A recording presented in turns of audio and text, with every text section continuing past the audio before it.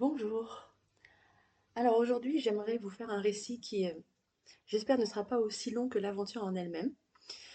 On va parler pour une fois de la Mongolie. J'ai l'impression de parler beaucoup de l'Inde dans ce podcast, mais c'est vrai que vivre avec les Kalbélias, c'était un tel choc culturel que, bon, chaque jour est une anecdote en elle-même, en lui-même. Mais là, je voudrais vous raconter quelque chose qui m'est arrivé en Mongolie. Enfin, c'est une journée particulière en Mongolie. Alors, je vous replace le contexte. Dans mon premier séjour en Mongolie, en 2012, j'étais essentiellement à Oulan-Bator parce que d'une part, j'y ai enseigné la danse et d'autre part, j'y ai appris la danse mongole. Et donc, c'est là qu'il y a les écoles de danse, les théâtres, etc. Et c'est par eux que j'ai appris. Ça ne veut pas dire qu'on ne peut pas apprendre à l'extérieur, mais bon, moi, ça a été ma porte d'entrée. Ça a été comme ça. Mais au bout de quelques semaines à Oulan-Bator, j'en avais un petit peu ma claque de la ville. Donc, j'ai demandé si c'était possible d'aller dans la steppe et de voir les nomades parce que je crois que j'étais la seule personne en Mongolie à ne pas aller voir les nomades.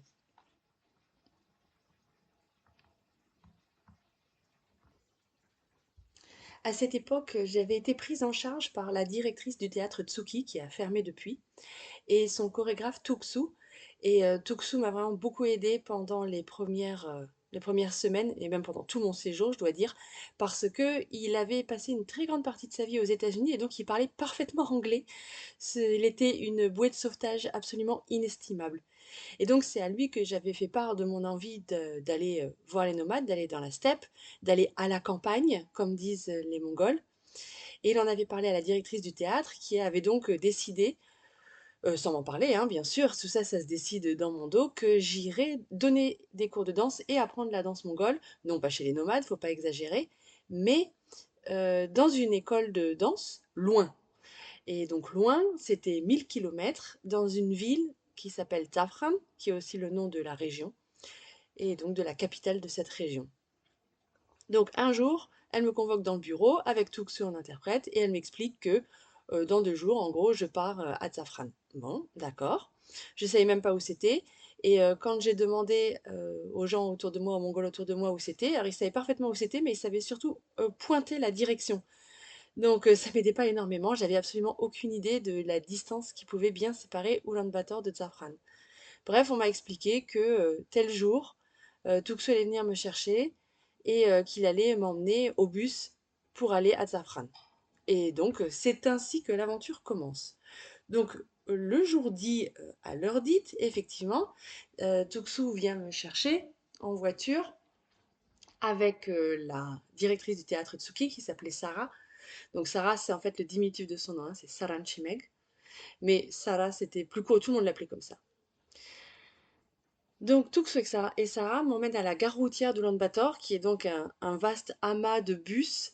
Et ces bus sont restés dans le passé. Le bus qui allait m'emmener à Safran, c'était je veux dire, un minibus, parce que il y avait en tout 25 places dedans. Donc c'est pas un bus grande route, hein. C'est pas un Flixbus, c'est pas un Blablabus ou je ne sais pas quoi, Blablacarbus. C'était donc un minibus de 25 personnes. Ce bus datait visiblement de l'époque soviétique. Il ne pouvait pas savoir si il avait été révisé depuis. En tout cas, l'intérieur était à l'image de l'extérieur, hein, absolument à l'ancienne, avec un confort proche de zéro, voire même peut-être en dessous de zéro. On me fait monter dans le bus, tout se passe en mongol. Salan Chimeg et Tuxu expliquent ce que je fais, qui je suis, où est-ce qu'il faut m'emmener.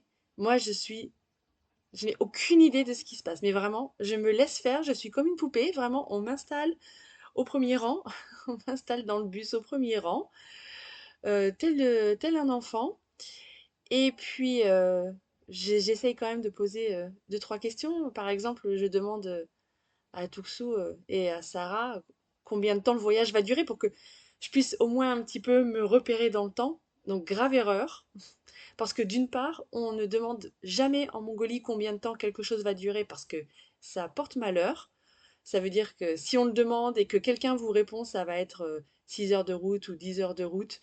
Euh, il va se passer des trucs, ça va attirer l'attention des mauvais esprits sur le voyage et il va se passer des trucs et ça va rallonger. Donc ça, je le savais pas, donc naïvement, j'ai posé la question. Mais surtout, en réalité, ni Tuxu ni Sarah ne savaient exactement combien de temps ça allait durer. Et donc, ils m'ont dit de manière forfaitaire environ une journée. Alors là, déjà, je me suis un petit peu décomposée parce que j'avais fait un long voyage en bus d'une dizaine d'heures en Afrique l'année précédente. Mais là, une journée, euh, je ne savais pas trop comment je devais le prendre, honnêtement.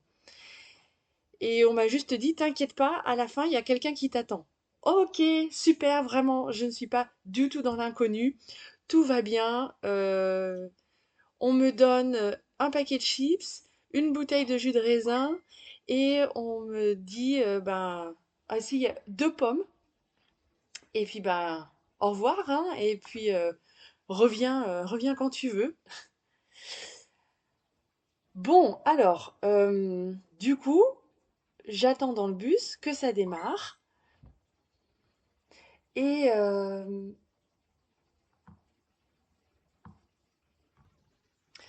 les gens s'installent au fur et à mesure. Euh, Il y a très peu de place, les sièges sont très étroits et au final le bus sera vraiment complet. Il y aura donc 25 personnes, dont 3 enfants, et chaque espace libre est utilisé, c'est-à-dire que il y a des sièges avec des gens dessus et il y a une allée centrale dans laquelle on met des cartons avec d'autres cartons par-dessus, avec d'autres cartons par-dessus. Dans le bus, enfin à l'arrière du bus, il y a une sorte de petit coffre dans lequel on met plein de cartons. Et à l'avant, il y a une place pour un chauffeur et un assistant. Donc ils sont deux. Et au début, je pense qu'ils vont se relayer, mais ce sera absolument pas le cas. Le chauffeur va conduire pendant tout le long du voyage et son comparse va être le comparse pendant tout le long du voyage. Je ne sais pas à quoi il sert, s'il sert à quelque chose tout court, à part, euh, à part à lui parler, mais en tout cas, jamais ils ne se relayeront, hein. C'est vraiment juste un chauffeur.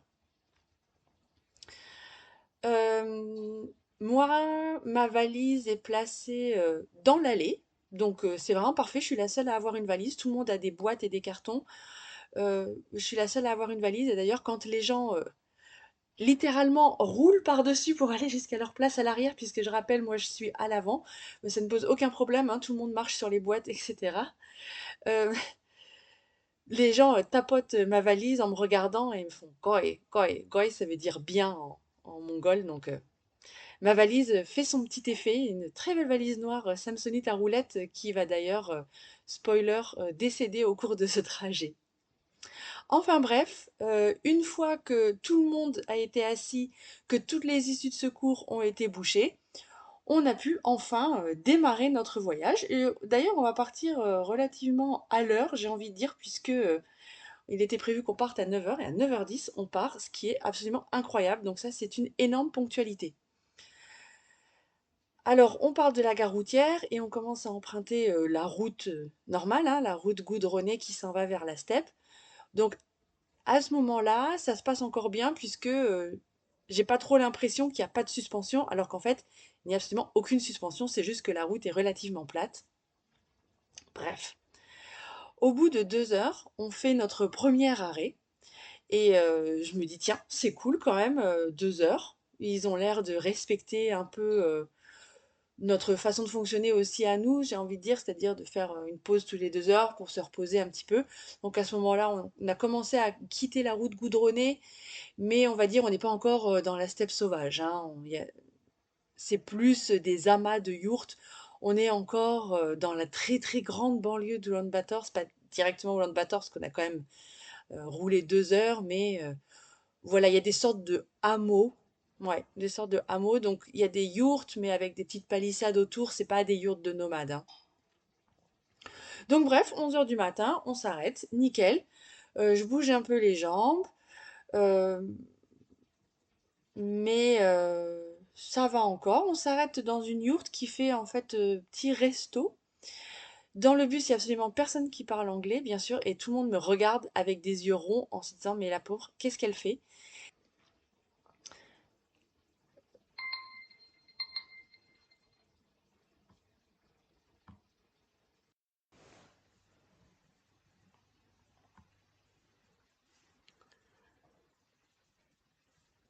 Donc les gens essayent de me parler, ils essayent de savoir ce que je fais et j'avais appris deux, trois mots de mongol et j'avais appris évidemment le mot danse mongole, mongol butchik.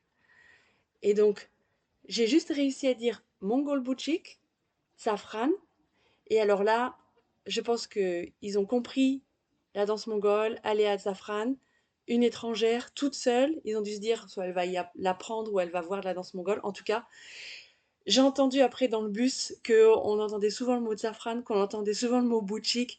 Donc ça les a bien occupés. Donc voilà, on boit un petit thé et on repart. On repart et on s'arrête pas 2 heures plus tard, mais bien longtemps après, vers 14h30, pour déjeuner. Alors, comment je sais les heures? C'est parce que j'avais un téléphone avec une carte SIM mongole, donc je pouvais vraiment à ce moment-là suivre. Et puis, donc pendant le trajet, bon, au début, je bois de temps en temps un petit peu de jus de fruits, je grignote quelques chips, j'écoute surtout de la musique dans mon iPod, etc. Donc, des petits trucs comme ça. À 2h30, donc on s'arrête à nouveau une petite yourte, une sorte de mini restaurant yourte, c'est assez difficilement descriptible. Il y a juste un petit panneau avec trois plats, donc je sais lire ce qui est marqué, mais par contre ça ressemble à rien de ce que je connais, en tout cas en termes de mots, et les femmes du bus sont autour de moi et elles essayent de savoir ce que je veux manger entre les trois plats. Euh, je ne sais pas répondre et à la fin, on me donne juste un truc au hasard et une salade de pommes de terre en plus. Alors, le problème, c'est que la nourriture mongole, c'est pas la meilleure nourriture du monde. Et donc là, ce qu'on m'avait servi, c'était de la viande de mouton bouillie. Et alors,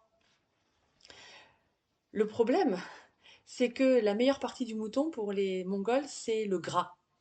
Et je ne sais pas si vous avez déjà mangé du gras bouilli. J'imagine que non, j'espère que non, mais bah, gustativement, c'est très faible et dans la texture, c'est absolument infâme. Enfin, moi, ça me donne des hauts le cœur de niaquer, d'essayer de croquer sur ce truc un peu visqueux. Ah, rien que d'y penser, ça me berque.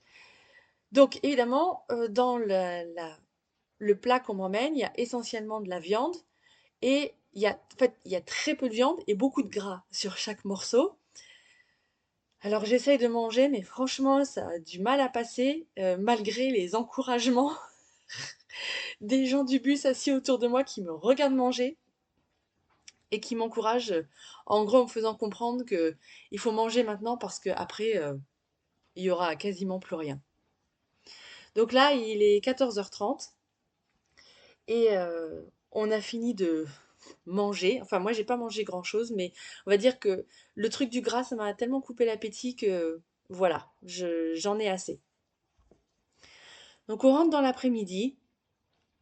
Et maintenant qu'on a vraiment quitté Oulan-Bator depuis une demi-journée, on est complètement au milieu de la steppe. Et c'est la première fois que je suis vraiment dans la steppe, que je la vois à travers les vitres du bus. Et c'est tellement, tellement beau. Déjà rien que de l'intérieur du bus, même si passe mon temps à sauter sur des cailloux, hein, parce que il faut pas s'imaginer ça comme des pistes. Il n'y a pas de piste, il n'y a pas de route, il n'y a pas de piste, il y a juste la nature et un bus soviétique avec peu ou pas de suspension. Donc les chaos de la route sont assez remarquables parce que le sol de la steppe, c'est pas beaucoup de terre et beaucoup de pierres. C'est aussi pour ça qu'il y a relativement peu de choses qui poussent en Mongolie, hein.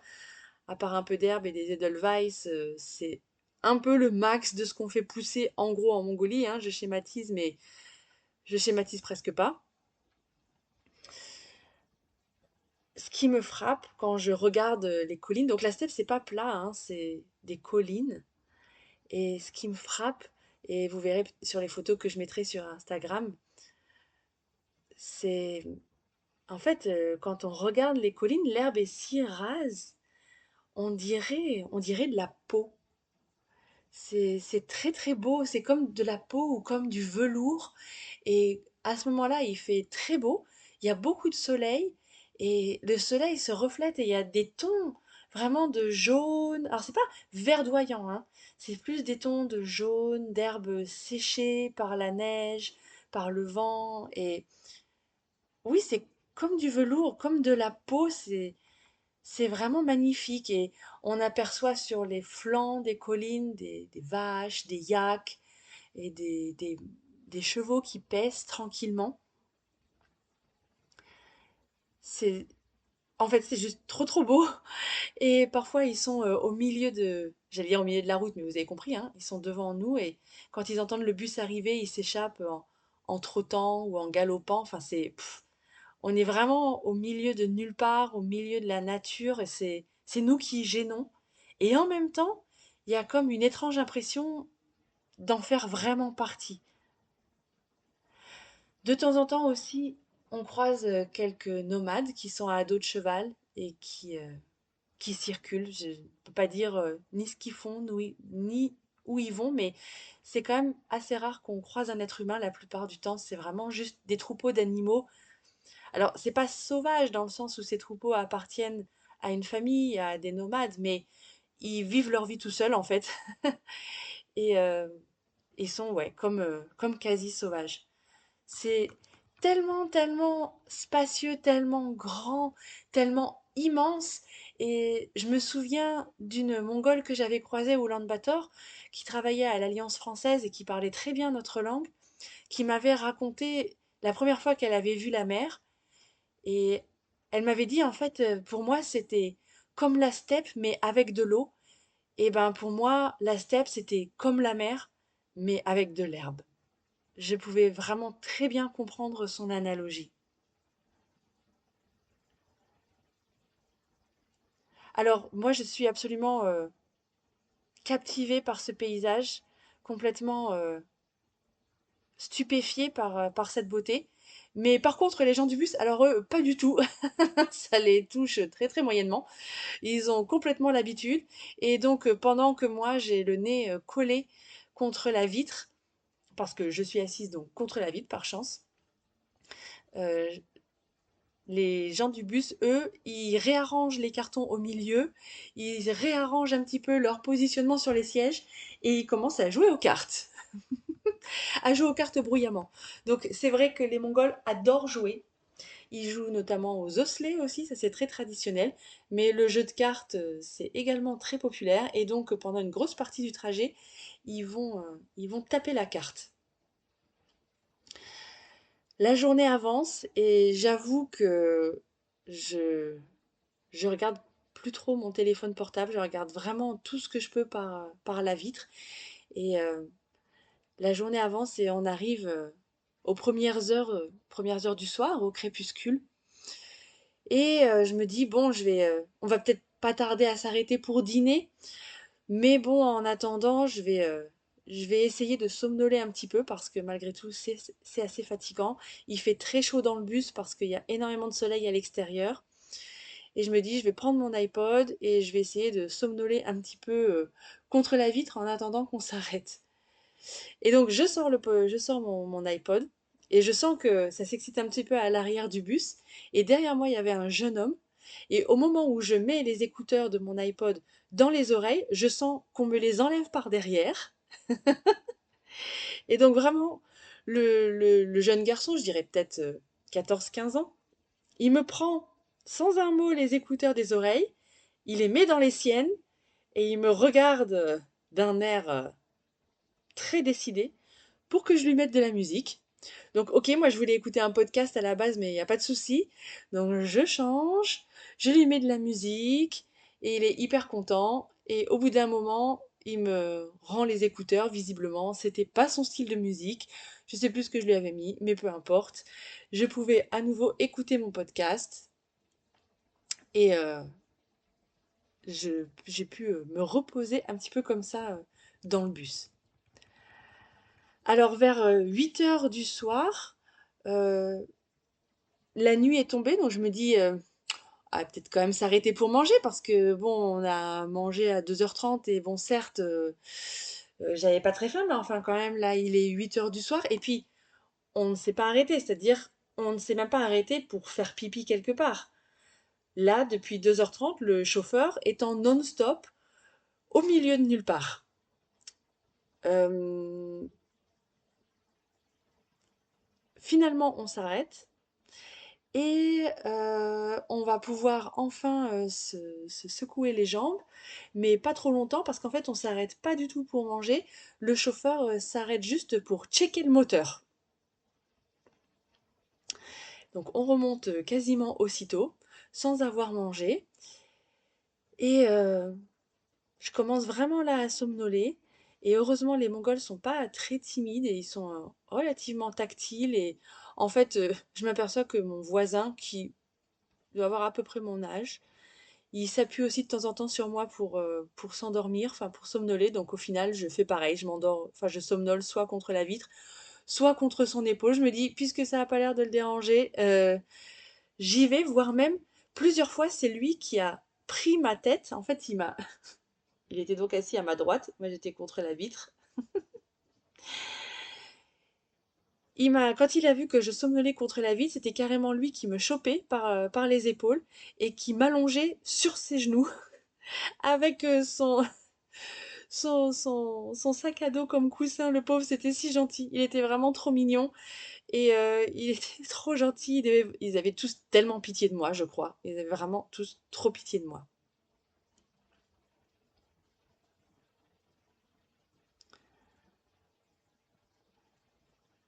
La nuit tombe et là, je me dis, bon, bah, pour le dîner, c'est mort, hein.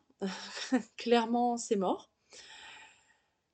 Donc je ferme les yeux et je me dis que je vais essayer de dormir, qu'il n'y a que ça. Aussi, j'ai commencé à renoncer à boire parce que comme on s'arrête jamais pour faire pipi, je me dis si je bois, en fait, je vais avoir envie de faire pipi et on va pas s'arrêter et ça va être un enfer. Donc je me dis j'arrête de boire, ce qui va être une grave erreur, mais ça je le saurai que plus tard. Je suis un peu entre ces deux états où je suis plus complètement réveillée, mais pas complètement endormie. Et je ressors mon iPod en me disant peut-être si j'écoute de la musique, ça va me bercer, ça va me permettre de m'endormir.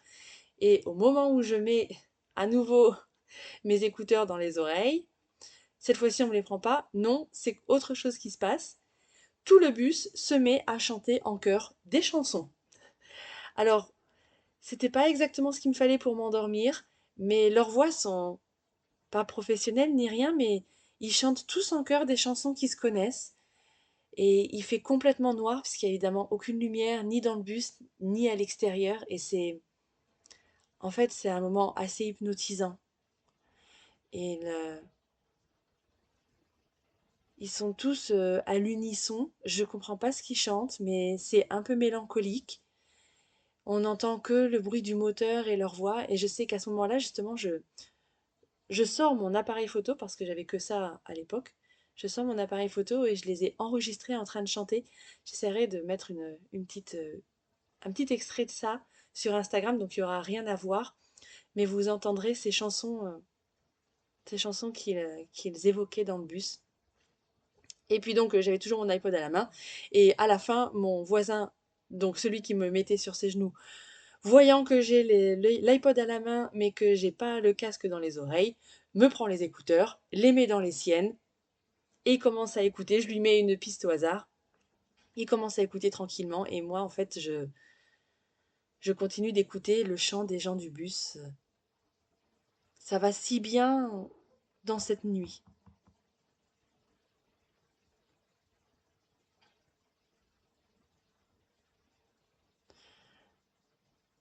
Mon voisin me secoue.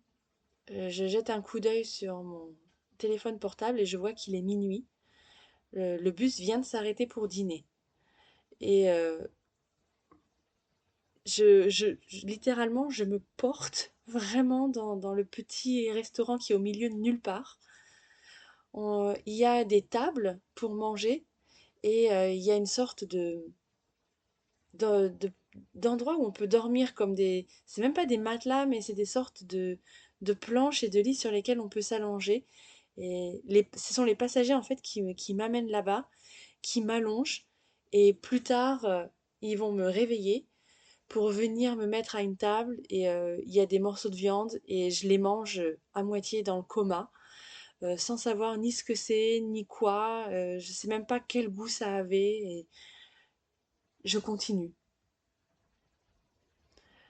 Plus tard dans la nuit, après être montée dans le bus, j'ouvre un œil et je vois qu'il y a les lumières du bus qui, éc- qui éclairent devant, les phares, et je vois qu'il pleut à verse. C'est incroyable parce qu'à peine quelques heures avant, il faisait tellement soleil, tellement chaud dans le bus, l'herbe était brûlée sur les collines, et là, il pleut, il pleut, il pleut.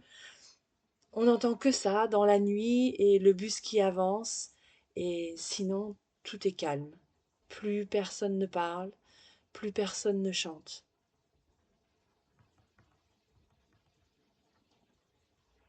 Quelque part vers 3 4 heures du matin, je suis à moitié en train de dormir, à moitié en train de cauchemarder, et dans mon rêve, j'entends comme des grandes ailes de libellule, comme si j'étais en face d'une libellule géante qui bougeait ses ailes, voilà, des grandes ailes de papillon, des grandes ailes de libellule.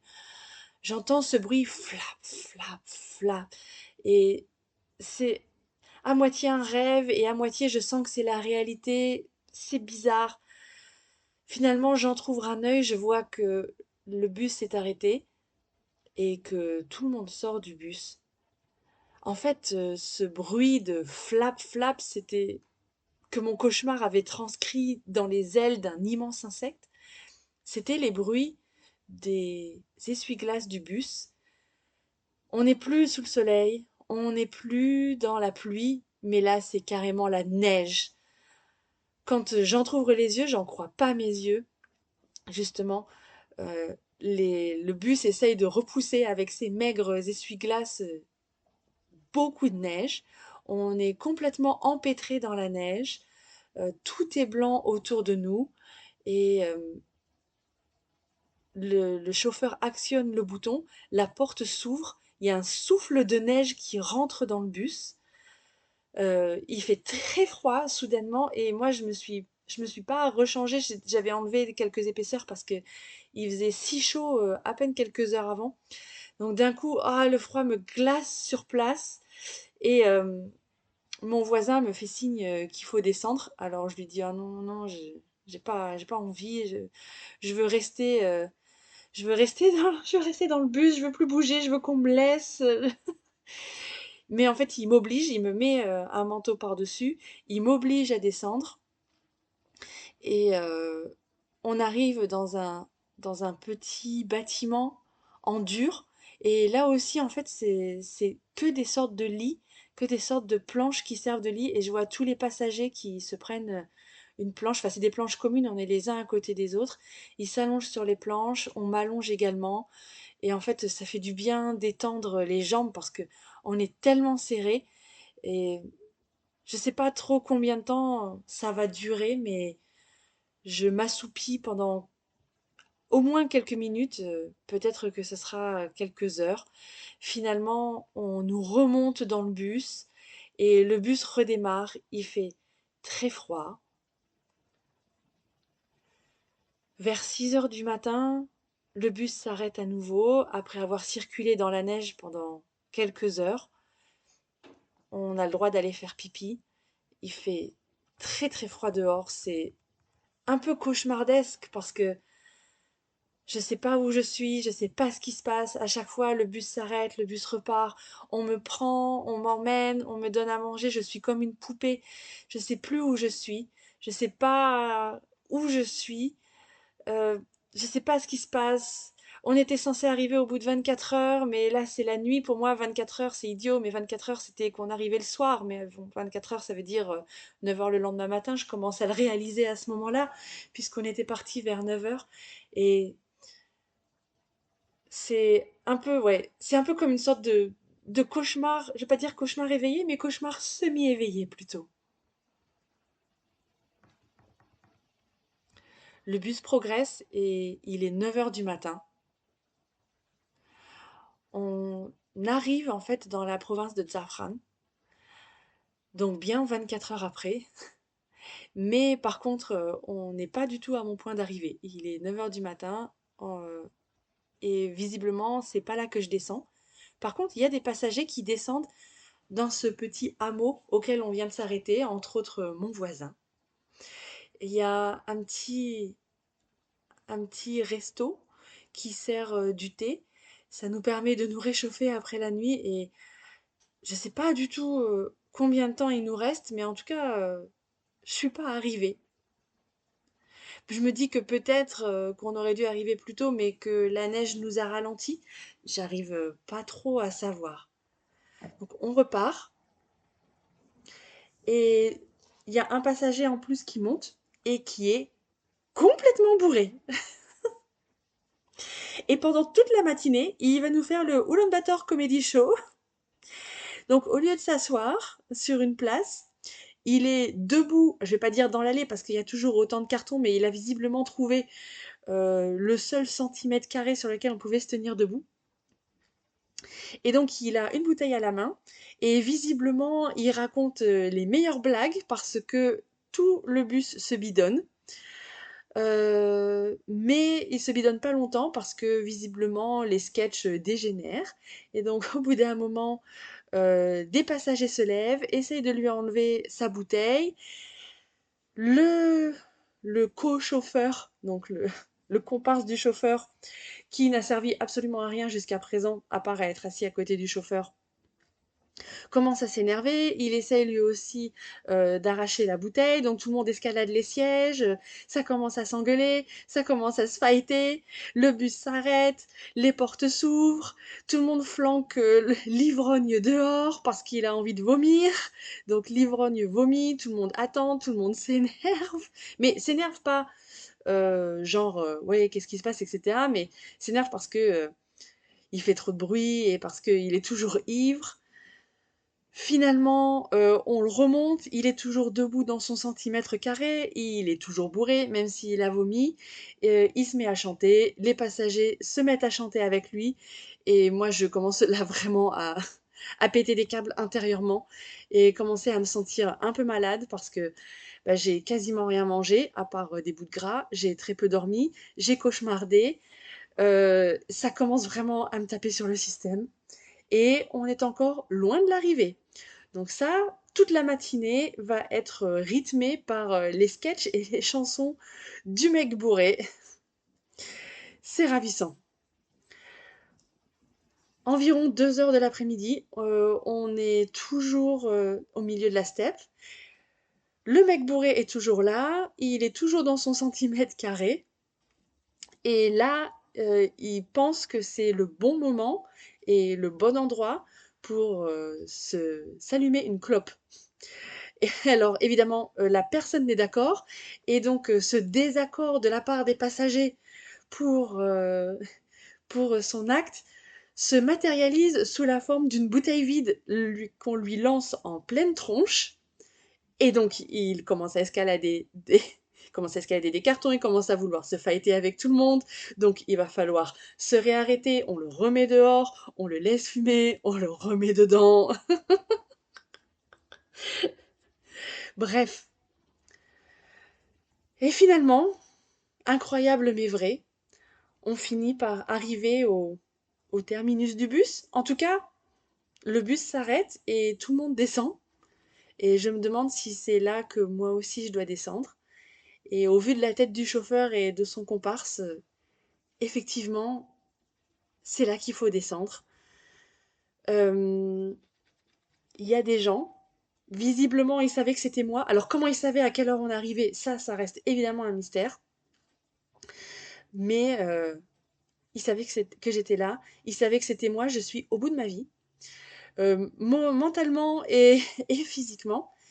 Et ils vont m'emmener dans le petit internat qui sert à enseigner la musique et la danse et le chant mongol.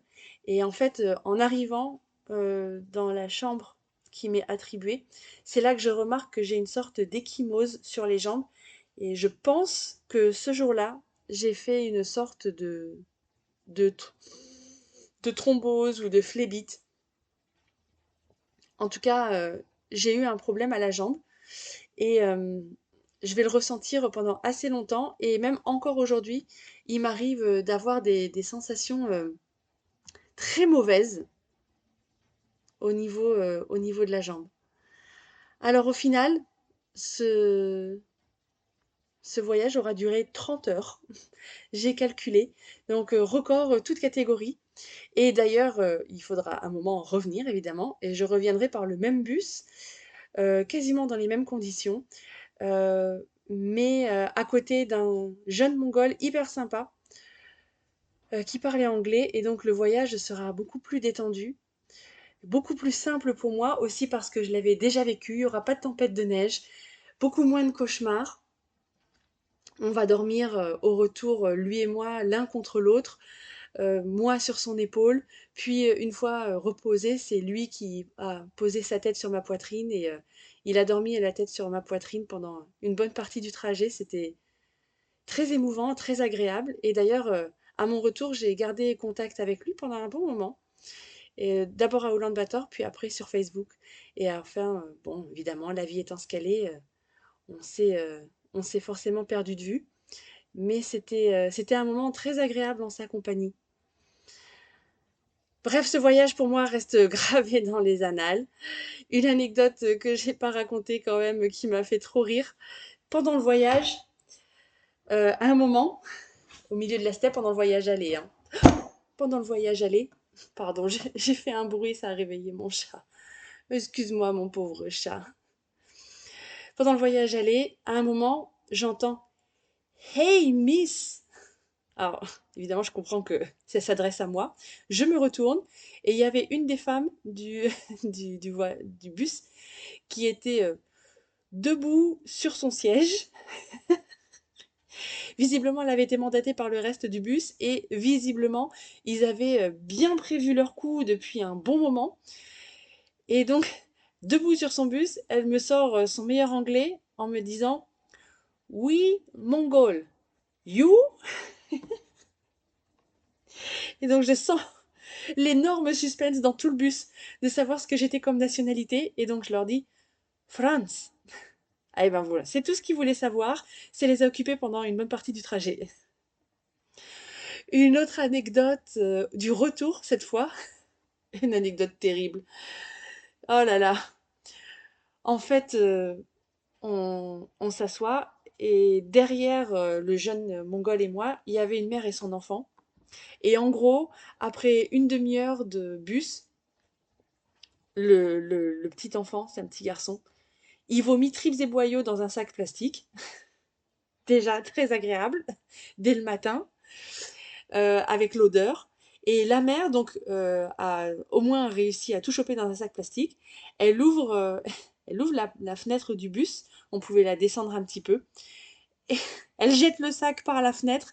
Évidemment, elle ne l'avait pas fermé, donc ça fait, pour tout le reste du trajet, on avait une magnifique traînée de vomi sur la vitre pour nous rappeler ce démarrage.